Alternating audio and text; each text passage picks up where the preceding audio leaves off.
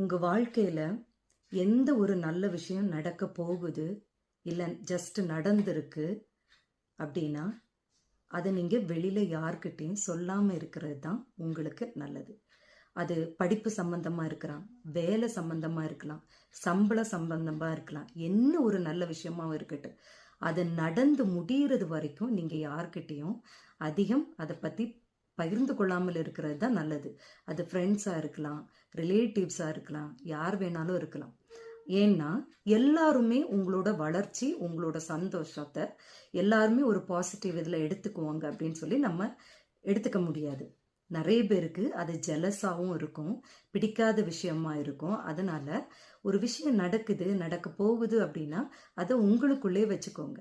Maximum அதை வெளியில சொல்லாம இருக்கிறது தான் உங்களுக்கு நல்லது. நமக்கு நடக்கிற எல்லா நல்ல விஷயங்களையும் அடுத்தவங்களும் அப்படியே நல்ல விதமா எடுத்துக்குவாங்க அப்படின்னு நாம ஒரு காலமே நினைக்க கூடாது. அது ரொம்ப ரொம்ப தவறு.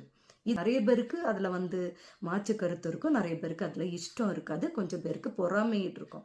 அதனாலதான் சொல்றேன், எந்த ஒரு நல்ல விஷயமா இருந்தாலும் மேக்சிமம் அதை வெளியில ஷேர் பண்ணாம உங்களுக்குள்ளே வச்சுக்கோங்க. அது நடந்து முடிச்சதுக்கு அப்புறம் உங்களுக்கு தேவையான உங்கள்கிட்ட நீங்க அதை சொல்றது ஒரு பெட்டர் ஆப்ஷனா இருக்குன்ற. நிச்சயமா இது நிறைய பேருக்கு நடந்திருக்கும். ஸோ எந்த ஒரு விஷயமா இருந்தாலும் சரி, அதை உங்களுக்குள்ளே வச்சுக்கோங்க. அதிகம் வெளியில் பகிராமல் இருக்கிறது ரொம்ப ரொம்ப நல்லது.